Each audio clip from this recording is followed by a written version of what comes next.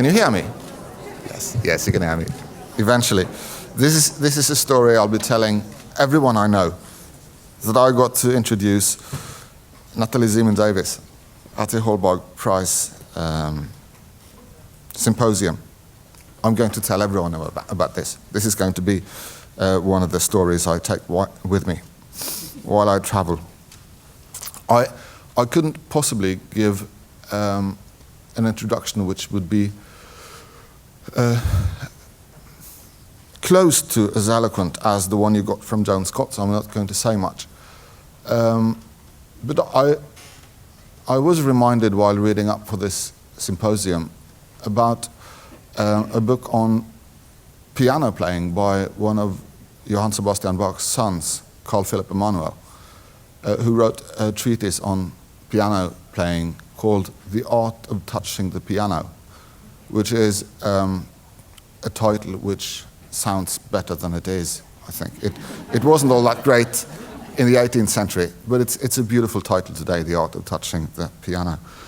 And a book about Natalie Zemon Davis could be called The Art of Touching the Archive. There is a certain care for the subject and the discipline of history, as well as a care for the people that make up the stories and tell them in the books. So I'm introducing a very careful historian and an amazingly readable historian, which all of you, I'm sure, will know or experience in the near future, if you don't know it already. Her work originally focused on France in the 16th century, but has expanded greatly in the course of time. So she's now also an historian of North America and the Caribbean and Europe, also in other parts than France. All her books have been translated into an enormous amount of other languages, at least one of them. An enormous amount. The Return of Martin Guerre has been translated into 22. But all have been translated. You will know the Return of Martin Guerre, of course. You will know Society and Culture in Early Modern France, a collection of essays from 1975. Fiction in the Archives, Pardon Tales and Their Tellers in 16th Century France, 1987. Women on the Margins, 3 17th Century Lives, 1995. The Gift in 16th Century France, 2000. Slaves on Screen, Film and Historical Vision, 2002, and Trickster Travels, a 16th Century Muslim Between Worlds, the book on Louis Africanus, from 2006. It's my great honor then to give the floor to Natalie Zemon Davis. Thank you.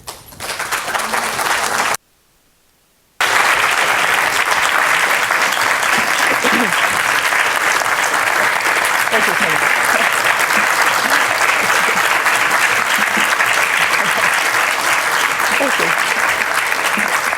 Thank you so much. It is an enormous pleasure to be here.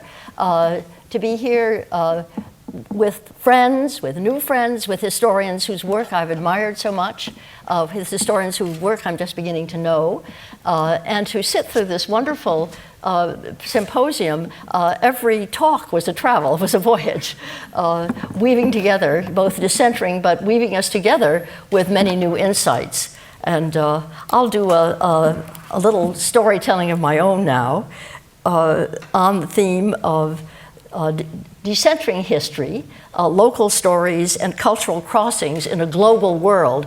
It's sort of, I might say, my own strategy to continue doing something local and concrete, even though we're supposed to be doing global and world history. So, in 1403, in Cairo, the judge Ibn Khaldoon made the final corrections to his Muqaddimah, the introduction to his book of examples, that great study in Arabic of the character and history of all civilizations. 2 years later in Paris, the poet Christine de Pizan put the final touches on her Book of the City of Ladies, that innovating defense in French of the qualities and wide-ranging accomplishments of women past and present. Contemporaries though these two writers were, And universal in application, though they both claimed their arguments to be, their manuscripts had rather little overlap in personnel or events, other than figures like Aristotle.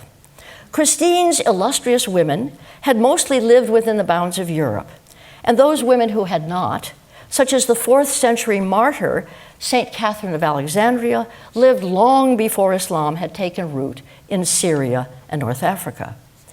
Ibn Khaldoon did praise the shrewd policies of the 11th century Berber queen Zainab, and he approved the skill of midwives, but women were not singled out for discussion in the Muqaddimah, neither for celebration, description, nor vituperation.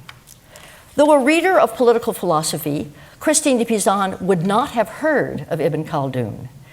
A few of the medical and philosophical writings of Ibn Sina, or Avicenna as Europeans called him, and Ibn Rushd, or Averroes, had been translated from the Arabic into Latin in medieval times. But Ibn Khaldoon's name appeared in a European publication only in the mid-16th century, and his writings in a European tongue only in the 19th century.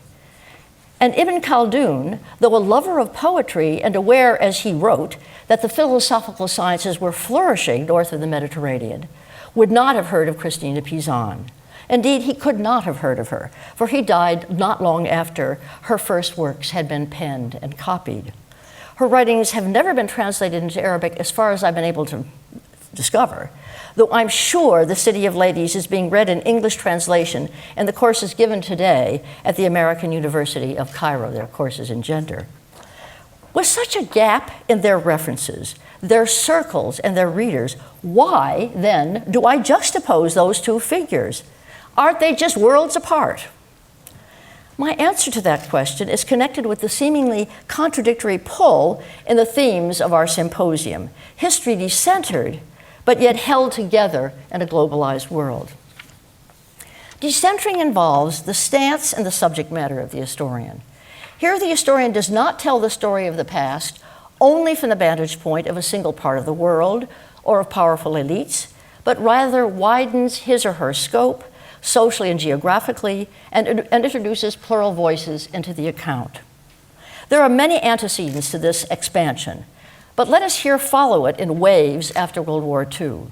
The first social wave involved writing history where the main actors were the working people or lower classes, slaves, serfs, peasants, artisans, tradesmen, industrial workers, and more.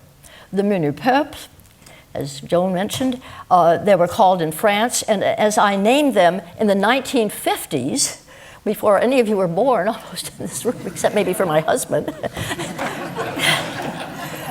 In the 1950s, when I started my doctoral research, the exploited or the oppressed classes, in Marxist terms, the subaltern classes, as they were called by the School of Social Historians in India in the 1980s. The second social wave, starting in the 1960s, brought women and gender to the fore.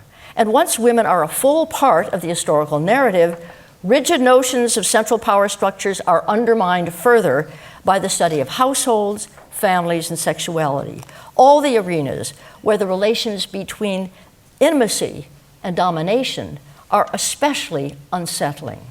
Even female rulers had a paradoxical relation to power.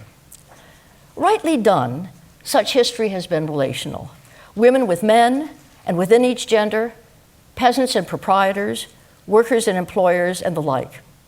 But even while describing the hopes and fears, beliefs and interests of all the parties, the decentering historian may let the subalterns carry the narrative.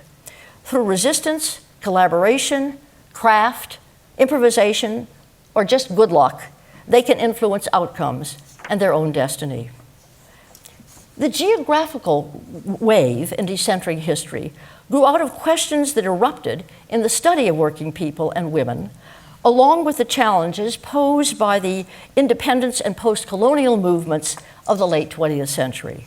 Scholars of slavery in the Americas insisted on the importance of racism in slave experience and the relevance of Africa to slave practices and beliefs. Scholars of Jewish and other immigrant women in the United States insisted on the distinctive experience of these groups.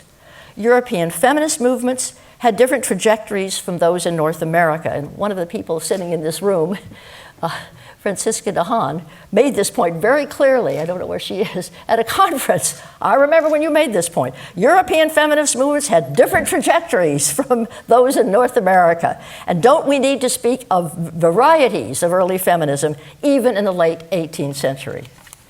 Meanwhile, post-colonial scholars were turning the history of expansion and empire upside down. It was not enough to describe the policies of the conquering or imperial nations, the actions of their governors, soldiers, settlers, and missionaries, the treatment of their attitudes toward conquered or colonized peoples. The peoples themselves had to be given voice and agency, reacting to Europeans, suffering, resisting, exchanging knowledge and objects, sometimes intimate with Europeans, often ignoring them and going on with their own lives. Efforts were also made to elucidate a history for peoples said to have no memory of one. As in Canada, Bruce Trigger's use of archaeological evidence and folk tales to recount the history of the Iroquoian-speaking Wendat peoples of the St. Lawrence Basin, and Richard Price's interviews with the keepers of the historical past among the Saramacca Maroons of the Suriname rainforests. And it seems as though Norwegian studies of the past decades of Sami history have made similar accomplishment.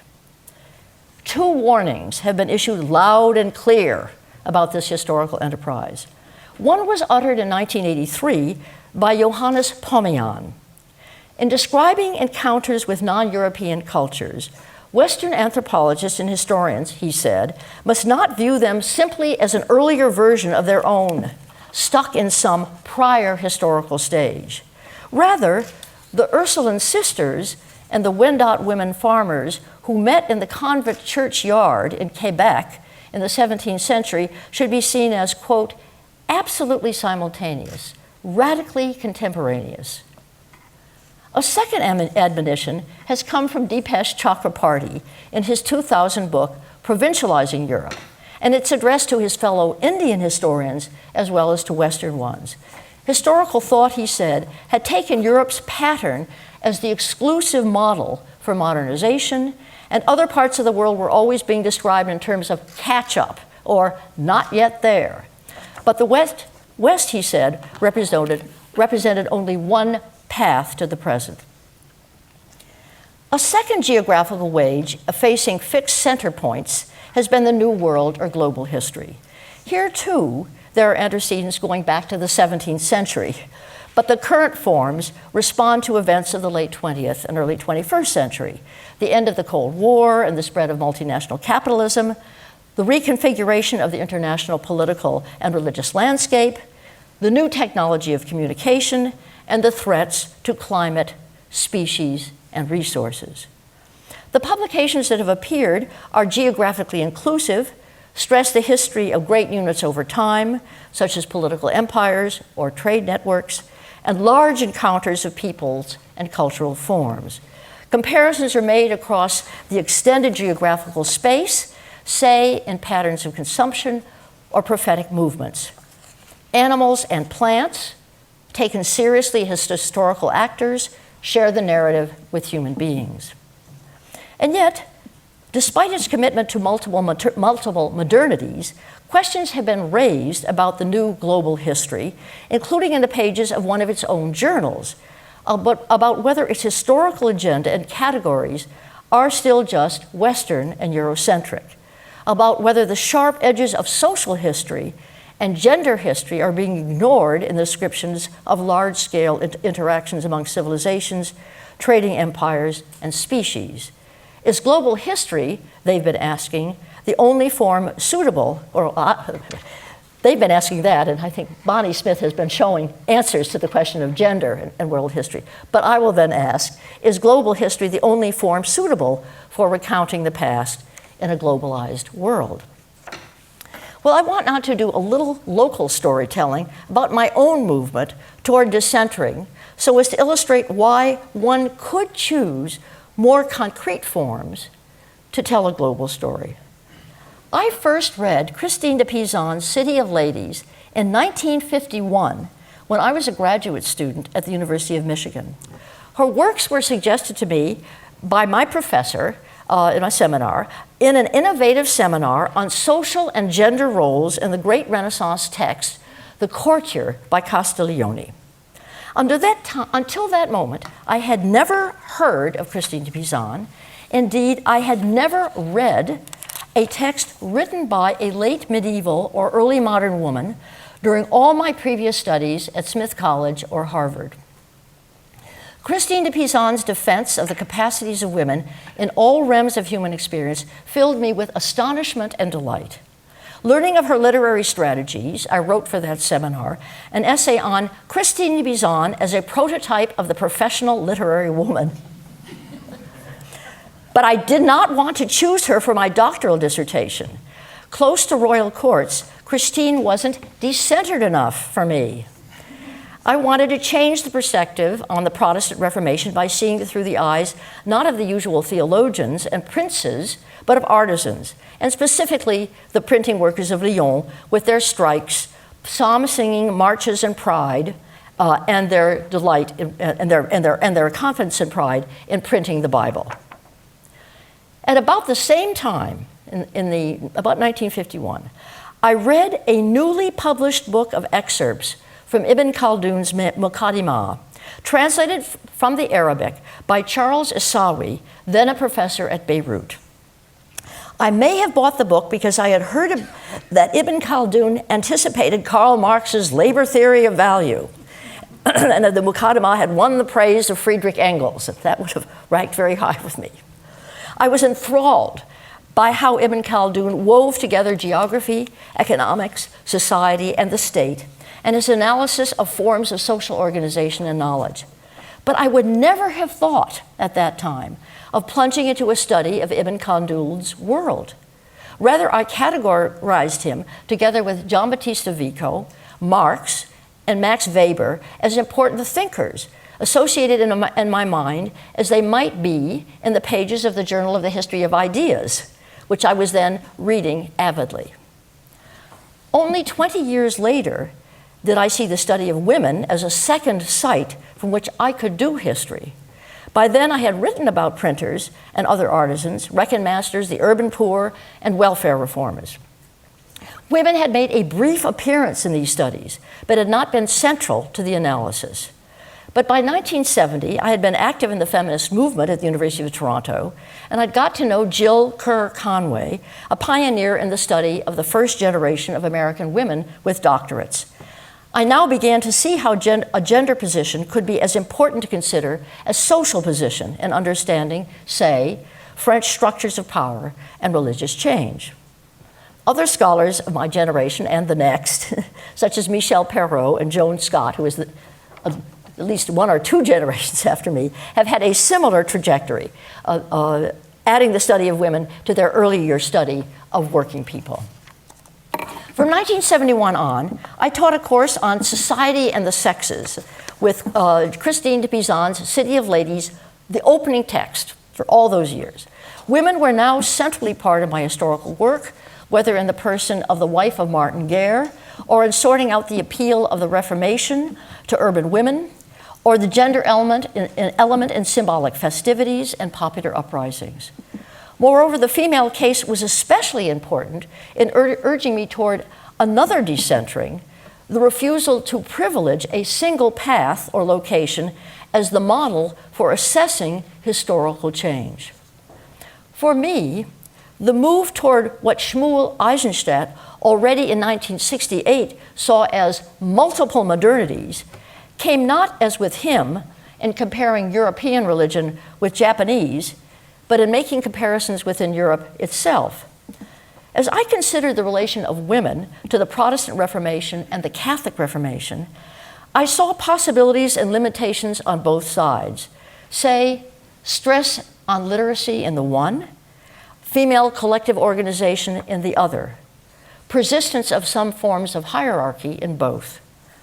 Calvinism and Catholicism had differing ways of defining sacred space and sacred time, but each connected with economic activities and rhythms of urban life in a city like Lyon.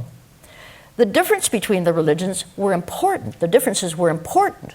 what were better understood as alternate and sometimes equivalent paths to modernity. In this spirit, I decided in the early 1990s to write Women on the Margins, itself a reflection on the creative possibilities of lives led outside of centers of authority and high learning. Through the German Jewish merchant woman Glickel Hamel, the French Catholic missionary Marie de l'Incarnation, and the German-Dutch Protestant entomologist, artist Maria Sibylla Merian, I wanted to portray three versions of 17th century life for urban women in Europe. Their differences to be linked to religious sensibility or occupational practices, but not to one or the other of them being backward or deprived of cultural resources. It was also thanks to these women, especially Marie de l'Incarnation and Maria Sibylla Merian, that I finally made, rather late I must say, a decentering move outside of Europe. As I wrote of the Amerindian women Marie de l'Incarnation tried to convert to Christianity in Quebec, and the Carib and African slave women who served as Maria Sibylla Merian's assistants in her entomological studies in Suriname, I realized that I had to give the non-European women voice, and that they must not merely be instruments in the accomplishments of European women. I did what I could, but I felt it was just a start. And the experience of writing Women on the Margins changed my sense of myself as a historian. I was no longer going to think of myself as a Europeanist, but would be a historian who would change her sights.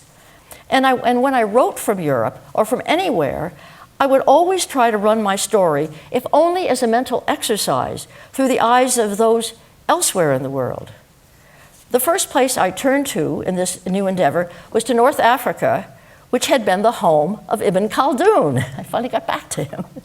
I decided to write a book about the 16th century figure, as you've heard, whom Europeans called Leo Africanus, and restore him as the Arabic-speaking Muslim Hassan al-Wazan, who lived as a seeming Christian for a time in Italy. A devoted reader of Ibn Khaldoon's manuscripts, al-Wazan was the first to make his name known to European readers. Well, I circle back now to the query about forms for writing history in a globalized world. I want to offer two different examples of focused cases that can expand history's borders. The first is the direct comparison of Ibn Khaldoon and Christine de Pizan, whom I had put in separate boxes for so many years. Ibn Khaldoon and Christine de Pizan provide alternate versions of life as a person of letters on the two sides of the Mediterranean in the late 14th century and early 15th centuries, with differences due especially to gender and to literary and philosophical traditions. Both were born to learned fathers, Ibn Khaldoon in Tunis, Christine in Venice. Both moved from their places of birth, Christine as a girl to Paris, where her father became astrologer physician to the King of France, Ibn Khaldoon as a young man to Fez, where he became chancellor to the Marinid Sultan. Their paths to learning differed, Ibn Khaldoon relishing studies with the masters at the schools of Tunis, Christine being instructed by her father under her mother's disapproving eye, and then, as a young widow, plunging herself into French, Italian, and Latin classical letters. Both were associated with royal courts. Ibn Khaldoon was secretary, advisor, diplomat, or jurist to sultanic courts in Fez, Granada, and Cairo. Christine was the wife of a royal notary, then a widowed literary figure at the courts of France and Burgundy, on one occasion being given a commission to write the life of the late King Charles V. With such contrasting roles, Christine de Pizan and Ibn Khaldoon wrote at different paces. Christine composed steadily over a period of about 25 years, poetry and then prose, a conduct book for women, treatises on military conduct and on peace, literary criticism, history, autobiography, and more. Apart from his diplomatic correspondence in rhymed prose and his occasional poetry, Ibn Khaldoon compressed the composition of most of the book of examples into 3 years of retreat from political activity when he was in his 40s, and then revised and finished his voluminous manuscript over the next 24 years. He packed everything into this one book, his reflections on all aspects of civilizations, his universal history, his autobiography. Producing books in the busy networks of scribal culture, Christine de Pizan and Ibn Khaldoon thought much about audience and patronage. For Christine, these were critical matters, for without a large inheritance and without office in church or government, she was dependent on patronage to support herself and her children. Her intended readers were men and women of the royal courts and learned clerics, but as a female writer and with a daring message in her city of ladies, her status as author was precarious. If the chancellor of the University of Paris acclaimed her as distinguished woman, manly female, her opponents in a literary quarrel ridiculed her female foolishness. Thus, Christine was very attentive to the beauty of her manuscripts, setting up an all-female workshop for copying and illuminating them, and then sending them as books to kings, countesses, dukes, and duchesses with flattering dedications. Some of the recipients would find themselves named in the chapter of the City of Ladies as the virtuous women of France. Ibn Khaldoon also addressed readers among the sultans and their entourage, as well as among learned scholars and students who flocked to his lectures. Though he mentioned his wife in his autobiography, there's no clear sign that he imagined her or other women as readers. He had some critics in his own day, men jealous of his reputation, and traditionalists opposed to what he called a new science, but no one challenged Ibn Khaldoon's right to publish. Still, Ibn Khaldoon used some caution. While breaking with the chains of transmitted wisdom so important in Islamic methods of proof, I have invented a remarkable path, he wrote, an original approach. He eulogized all his teachers and invited scholars to correct his errors. He also cared deeply, as had centuries of Arab writers, about the accuracies of his manuscripts. There exists no copy superior to this one, he wrote on the manuscript one scribe had made of his Muqaddimah, and the approval of rulers was important enough for him to dedicate manuscripts to the sultans of Tunis, Fez, and Cairo. Taking a single moment and two innovative lives on either side of the Mediterranean, I've tried to expand the geographical and cultural frame in which historians usually reflect on the production of knowledge, privileging neither, in my case, privileging neither the European Christian nor the North African Muslim, setting and presenting the women's experience. I'm not setting and presenting the women's experience as an alternative to, I am setting the women's and presenting the women's experience as an alternative to, rather than lagging behind the man's. If anything, Christine's scribal adventures were more inventive. A second way to enhance the historian's global consciousness while sustaining his or her love of the concrete story is to focus on cases of cultural crossing.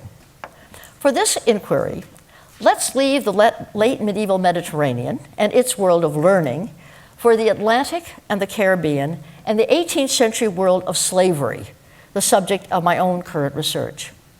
I want to follow African practices of divination, detection, and healing as they cross the Atlantic Ocean and are used or transformed in the mixed communities of slaves in the Americas, especially in the Dutch colony of Suriname. Our first sources here are the recollections of slaves and ex-slaves themselves, such as Olado Equiano, and also published accounts by European observers of Africa, Willem Bosman, longtime agent for the Dutch West India Company, and Ludwig Ferdinand Römer, factor for the Danish West India and Guinea Company, slaver ship captains William Snellgrave and John Atkins, and others. Along the whole range of the Guinea coast and inland kingdoms, the gods were always drawn upon for divination, detection, and healing.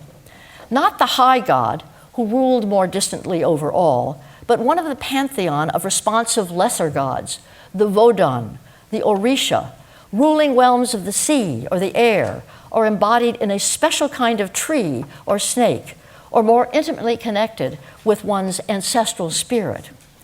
The diviner's rod encapsulated the god's presence, a wooden rod filled with earth, oil, bones, feathers, hair, and other objects, which are imbued with divine aura. Consulting a healer about an illness or a wound, the supplicant discovered what the god wanted in order to bring a cure, a sheep, hog, gold, cloth, and left the gifts. At the same time, the healer dispensed medicaments, appropriate juices, herbs, gums, roots, barks. William Bozeman said they worked well. The green herbs, I quote him, the principal remedy in use amongst the Negroes are of such wonderful efficacy that is much to be deplored that no European physician has yet applied himself to the discovery of their nature and virtue.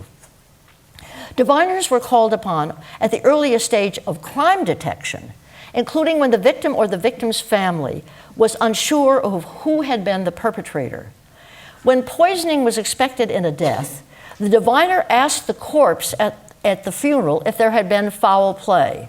If the answer were yes, the dead spirit impelled the men burying the corpse to lower it and sometimes forced them to run to the house of the poisoner.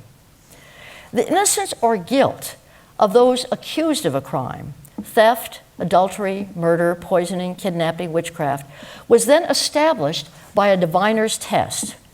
3 major tests were used, widespread all along the Guinea coast in various forms. Before the god, present through the diviner's rod, the accused drank a special drink. Rumor, get the pronunciation right, rumor. Tried to get the Norwegian pronunciation, but rumor spoke of eating a special dough rather than a drink. And then the accused was smeared by the diviner with a powerful ointment. The accused then called upon God for death if he or she were guilty. Now, I think you can see what leeway the diviner had in preparing the drink or the ointment, depending on what he or she had picked up about the local lore about that person, to help along the finding of guilty or not. In another test, the accused had to place his or her arm in the diviner's great pot of boiling water to retrieve a rock or a cowrie shell. If the accused were guilty, the arm would become ulcerated. And here again, you can see what the possibilities of how hot the water would be. In a third test, the diviner passed a cock's quill through the tongue of the accused. Easy removal revealed innocence. Here again, you can see the leeway allowed for the diviner in the choice of whether the object in the water would be heavy or light, or the size or manipulation of the cock's quill. Once guilt was established, the person was given a sentence by the king and his council of great men, or by a regional governor or local headmen and their advisors. The death penalty was possible in cases of murder and a heinous crime like witchcraft, but was by no means regularly pronounced. Fines, the restoration of stolen goods or persons, and compensatory payments were the more frequent preferred penalties. And when these were not suitably forthcoming, the preferred penalty in the course of the 18th century was selling the guilty person to a European slaver to be transported to the Americas. Such are the memories that Africans brought with them to their lives as slaves. And African-born slaves still made up the majority of those on the Caribbean plantations in the 18th century. Even at the end of the century, the rate of fertility was such that the majority, over 50%, were still from Africa. These survivors from the Atlantic crossing entered societies with highly punitive discipline from the masters on the plantations and their officers, and with cultural contrasts likely with Europeans and with Africans from other language and ethnic groups. Contrasts in the names of the gods, and rules for marriage, and much more. Communication was made possible in Suriname by the creation of a Creole language, mostly the work of slaves themselves, known at the time as Neger English, and today called Sranan, with English and African vocabulary and an African substrate. The slave Creole language on the Danish colonies, with a different vocabulary, was called Neger Hollands, who evidently had a Dutch and African vocabulary on the Danish colonies, Danish-Norwegian colonies. Known to Suriname owners and overseers sufficiently to give orders, Sranan, the Creole, expanded in the mouth of the slaves and their children to be the language in which many features of life, including divining, detecting, and healing, were carried on. Healers surface on all the Suriname plantations, and diviners known as lukuman, or grandman or grandmama, emerge on those of any size. Some were born in Africa, others, especially later in the 18th century, were born in Suriname. These men and women did not have the realm of curing all to themselves, as did their counterparts in Africa. Every plantation had its medical cabinet with surgical instruments, and sometimes a physician was summoned to see a slave. But on the whole, slave healers were allowed to flourish with a mixed response from the settler physicians, as you'll see in a moment, but still without the controls exercised by the medical profession in Europe against their so-called empirics. Indeed, the healer midwife was listed on the plantation inventory. The slave healer midwife was listed on the plantation inventory. The pharmacopoeia of the Suriname healers was carried over from Africa when possible, and was also enriched by exchange with the indigenous Caribs and Arawaks, and by discoveries they made in the local flora. Their treatments were accompanied by appeals to the gods, and a patient's death might be blamed, was often blamed, as in Africa, on a hostile poisoner.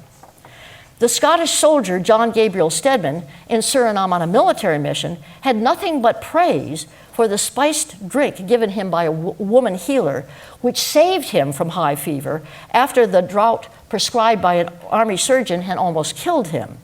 And Stedman did not mind when the woman then thanked her God in her own fashion.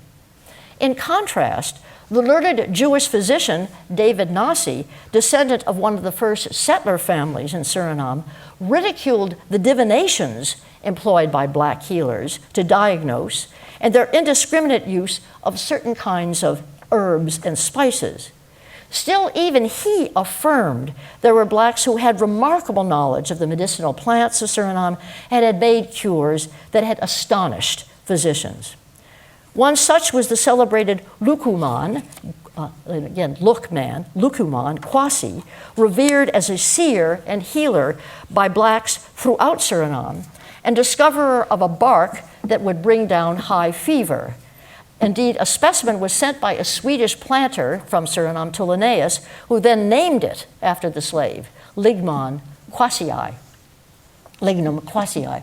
Another such was Grandman Suade, who had a cure for neonatal tetanus, an affliction affecting many black infants in Suriname. Try as he would, Nasi could never extract Suade's secret for the cure. Meanwhile, a European physician spending several years in Suriname was permitted by a black woman healer to observe her successful cure of an adult with tetanus. She began, he said, with scarification and leeches, then continued with repeated hot compresses of water and oil infused with local plants.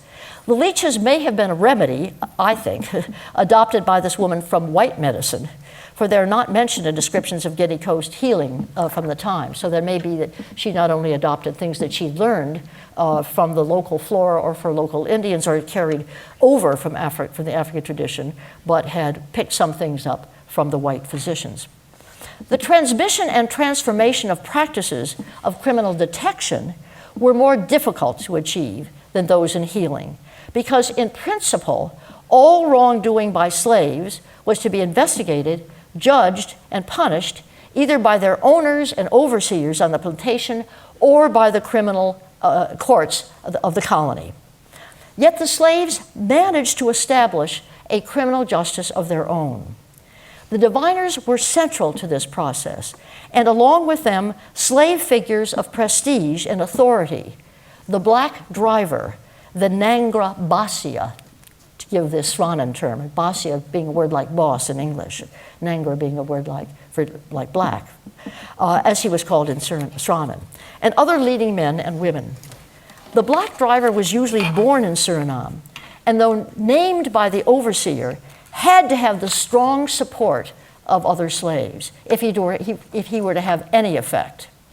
He had to combine the political skills of an African headman learned from his father or from the African-born slaves on the plantation with the savvy of a native about what it was necessary to tell the white bosses.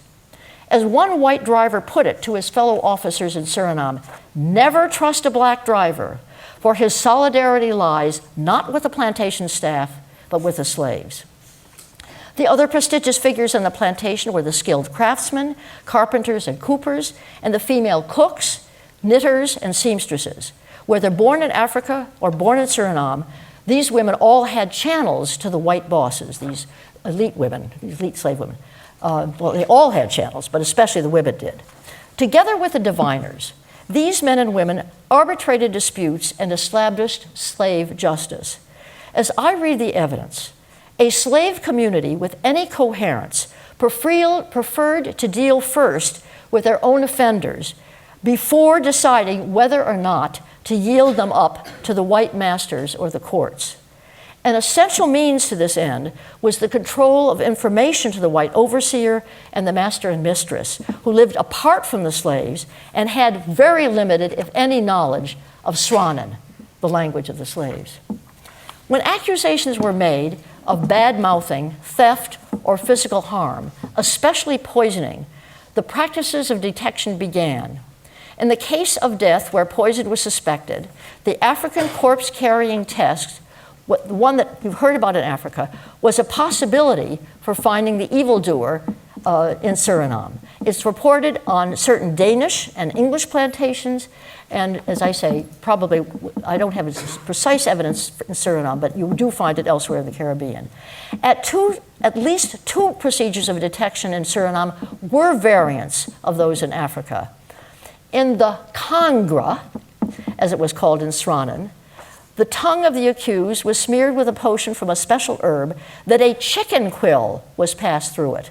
If it went through the tongue easily, the person was innocent. If not, guilty. Me sada you Kangra. I want to make the Kangra text with you, was how the accusation began. I gave the Sranan phrase, me sada you Kangra. Plunging the arm of the accused in the diviner's hot water pot was another form of proof in Suriname, as you've heard also in Africa. The diviners always sought information ahead of time about the persons and accusations, and as in Africa, this guided decisions about the kind of herb potion, the size of the object in the pot, and the temperature of the water.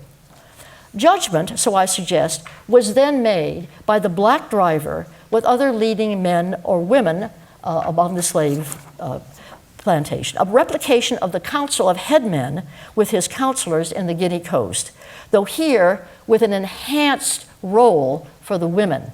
You would not have seen that in the councils, the judging councils in Africa. But these very important top slave women did play a role in the, I'm suggesting, and I think I have evidence for it, in Suriname. In cases of theft, the punishment was more likely not to be strokes of the whip, as the master would have done, but some form of compensation, that is, the African practice adjusted to Suriname, produce from one's garden, or a garment, or a bracelet, or tobacco.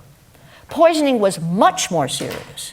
In Africa, as you heard, it was punishable by death or by being sold into slavery across the Americas. In Suriname, the courts punished, if it came to the courts in Suriname, it was punished by the death sentence.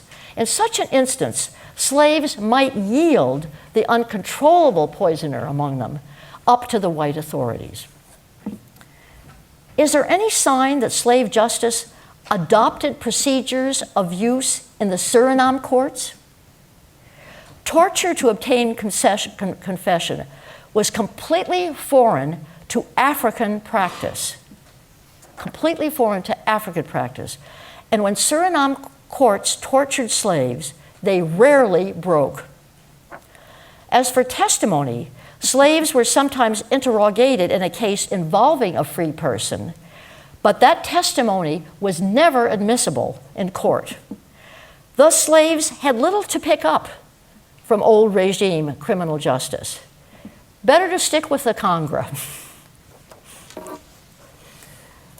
I hope that extending the city of scholars to include both Christine and Ibn Khaldoon within its walls, and that following the destiny of medicinal plants and cock's quills as they crossed the Atlantic and were reused in Suriname, can show us something new about literary lives and making books, about slavery, healing, and criminal justice. One of the advantages of latter-day times, said Eric Pontoppidan, former Bishop of Bergen, in his foreword to Ludwig Ferdinand Romer's book about the Giddy Coast, is that the inhabitants of the world have come to know another better than they did formerly. Romer's violent account of African life led Bishop Pontoppidan to justify slavery in the West Indies as a better condition for Africans, provided that it did not separate families from each other, provided that their masters were kind, and provided they were brought closer to God through Christianity. I like to think that Frederick Svein, the mulatto chaplain from Christiansborg, who became a schoolmaster on the estate of Ludwig Holberg, gave his historian host a more balanced picture of African life. Indeed, the direct exchange among scholars across boundaries is one of the best paths to discovery in our globalized latter-day times.